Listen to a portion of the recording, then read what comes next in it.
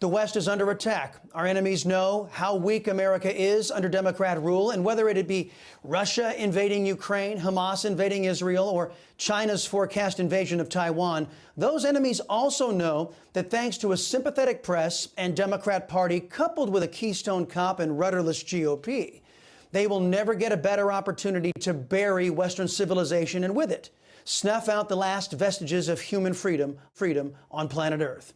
Absent American leadership, Western civilization is poised to fall.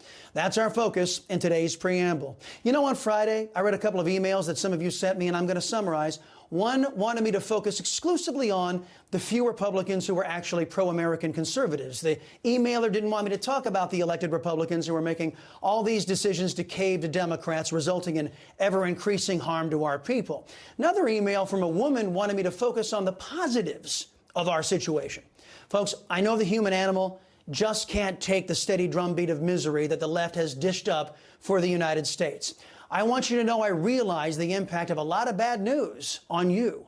Because of this, I was actually considering finding something, anything to talk about, to be positive, to preserve hope, because I know that's essential to the human condition. I also know that that's the one element that the left is trying to strip from our people. They want you to think it's hopeless to stand against them.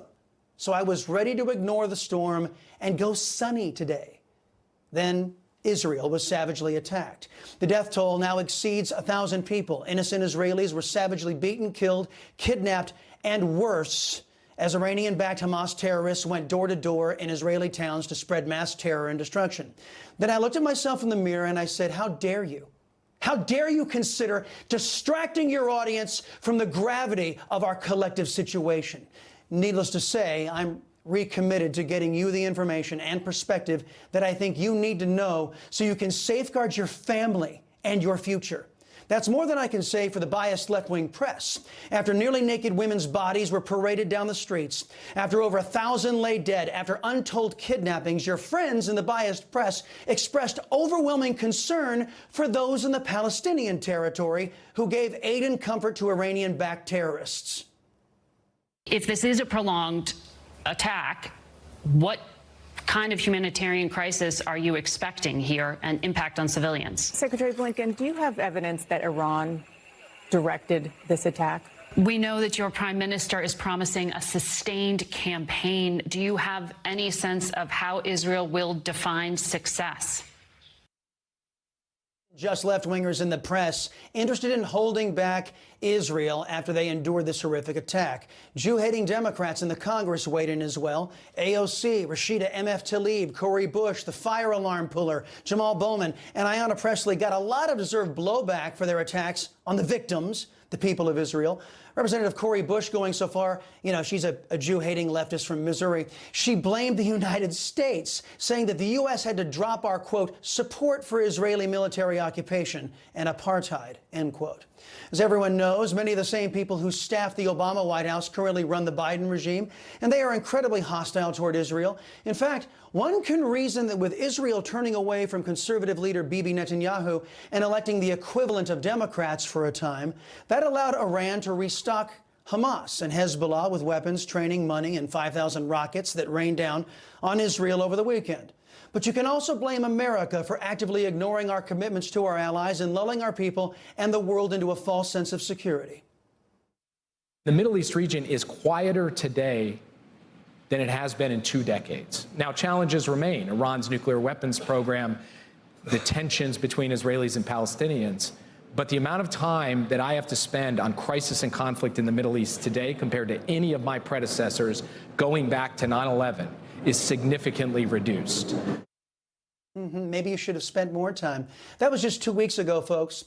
Like most left-wing propaganda, it didn't age very well. But the worldwide left, unable to contain the disaster they created, is hastily trying to shed culpability and pretend none of this is their fault.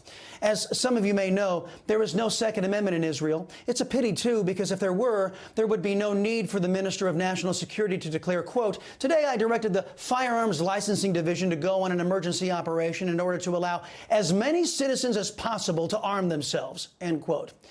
It's what a responsible government does when their people face imminent death at the hands of a well-armed enemy. And that leads me back to our nation. the once United States. Israel just suffered an attack 10 times the magnitude of 9/11 after hordes of military-age men stormed the enormously secure border, terrorizing their civilian population. There are just under 2 million people in all of the Gaza Strip. Joe Biden and his Democrat Party, fully funded by Mitch McConnell, John Cornyn, and other key Republicans, just welcomed nearly 8 million illegal, mostly military-age men into the U.S. We have 2.5 million, more than the population of the entire Gaza Strip, that are known gotaways. We have no idea why they are here or who they are. How long before we see the Israeli attack replicated in multiple U.S. cities? I suggest you ignore those who claim it can't happen because it already has happened. I also suggest that every American arm themselves, get training, and be prepared to defend your family, city, and state, because it looks like Washington, D.C. isn't inclined to protect you.